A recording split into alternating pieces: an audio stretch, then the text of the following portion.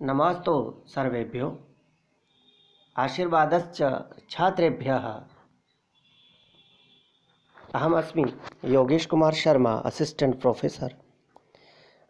अद्य वयं महाकविभासस्य स्वप्नवासवदत्तम् इति नाटकस्य द्वितीयाङ्कविषये पठिष्यामः। इहावदेयं यत् द्वितीयाङ्के एकोपि श्लोको नास्ति, एवं तृतीयाङ्के अपि। द्वितीयाङ्कस्य प्रारम्भः खलु आकाशभाषितात् भवति।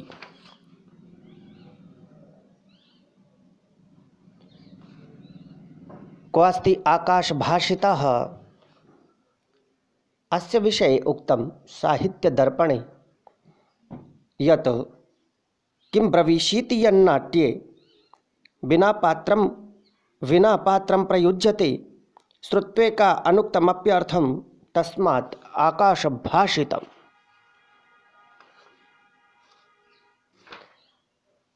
अर्थात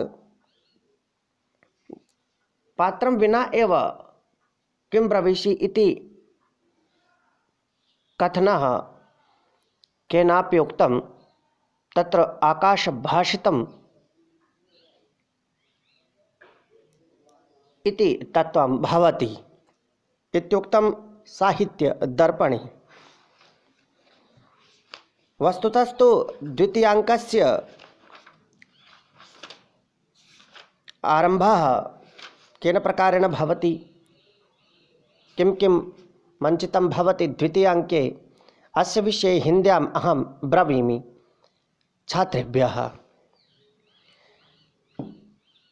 तर्हि हिन्द्यां द्वितीयाङ्कस्य सारांशः एवं प्रकारेण वर्तते। माधवी लता मंडप के पास जाकर पद्मावती वासवदत्ता के साथ गेंद खेलती है। बॉल खेलने के पश्चात दोनों विश्राम करती हैं। उस समय वासवदत्ता पद्मावती से परिहास में कहती है, बहन, अब तो तुम शीघ्र ही महासेन की बहू बनोगी। इस पर पद्मावती की दासी रहस्य को प्रकट करती है कि पद्मावती वत्सराज उदयन के गुणों पर आसक्त है। हमें यह ध्यान रखना चाहिए कि वत्सराज उदयन यहाँ पर इस नाटक के नायक हैं। ठीक उसी समय पद्मावती की उपमाता आकर सूचना देती है कि उदयन के साथ पद्मावती का विवाह तय हो गया है। फिर दूसरी दासी कहने के लिए आती है कि आज ही विवाह की शुभ घड़ी है। अस्मिन्नेव दिने उभयोः पद्मावती उदयनयोः विवाहस्य शुभ समयः अस्ति, इसलिए त्वरिताम शीघ्रता कीजिए।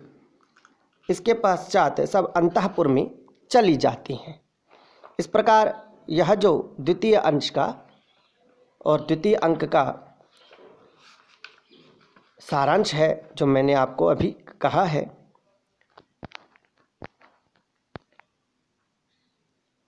अब द्वितीय अंक में चेटी प्रवेश करती है। ततः प्रविशति चेटी अनेन प्रकारेण। इहावदेयं यत् नाट्यशास्त्रे स्त्रियः कदापि संस्कृतभाषायां सम्भाषणं न कुर्वन्ति, ताः खलु प्राकृतभाषामाश्रित्य एव पारस्परिकसम्भाषणं कुर्वन्ति। स्त्रियां कभी भी संस्कृत भाषा में नहीं बोलती, ऐसा नाट्यशास्त्र का सिद्धांत है, और वे प्राकृत भाषा में ही बोला करती हैं। इसलिए उस नाट्यशास्त्र के सिद्धांत के अनुसार यहाँ पर चेटी भी प्राकृत भाषा में ही बोलेगी। इसका आगे संस्कृत में अनुवाद भी प्राप्त होता है। कुंजरिये कुंजरिये, अरे कुंजरिका कुंजरिका, कहीं कहीं भट्टदारिया पदुमावती, भर्तृदारिका खलु राजकुमारी पद्मावती कुत्रास्ति? किं भणसि किं वदसि त्वं? ऐसा भट्टदारिया महाविल दामंडस् पश्सदो कंदुएन कीलदीति जाव भट्टारिदाय उपसव्वामि।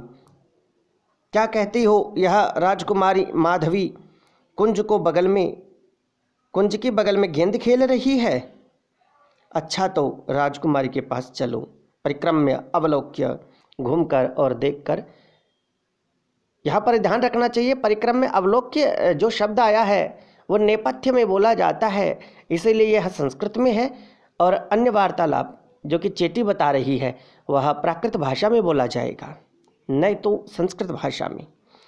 अम्मो इयं भट्टिदार्या उपकरणदन्न न चूल्येन वाम आसज्जनाद सेद बिंदु वियत्तिडेण परिसंतर मणे अदंसणेन मुएण कद्वेण किलंदी इदो अव्व आगच्छति जावा उपसव्विस्स। ओह, यह राजकुमारी जिसने कर्णफूल को ऊपर उठा लिया है और जिसका मुख व्यायाम से उत्पन्न पसीनों की बूंदों से विलक्षण एवं थकावट से रमणीय दिख रहा है, गेंद खेलती हुई ही इधर आ रही है। अच्छा, समीप चलते हैं। अब इस प्राकृत भाषा के संभाषण को संस्कृत भाषा में उपस्थापित किया जा रहा है। कुंजरिके कुत्र भर्तृदारिका पद्मावती किं भणसि एषा भर्तृदारिका माधवी लता मंडपस्य पार्श्वतः कंडुकेन क्रीडतीति यावत् भर्तृदारिकाम् उपसर्पामि अम्मो इयं भर्तृदारिका उत्कीर्ण कर्णचूलिकेन व्यायाम संजात स्वेद बिंदु विचित्रतेन परिस्त्राणान्तर रमणीय दर्शनेन मुखेन कंदुकेन क्रीडन्ति एव आगच्छति यावत् उपसर्पामि।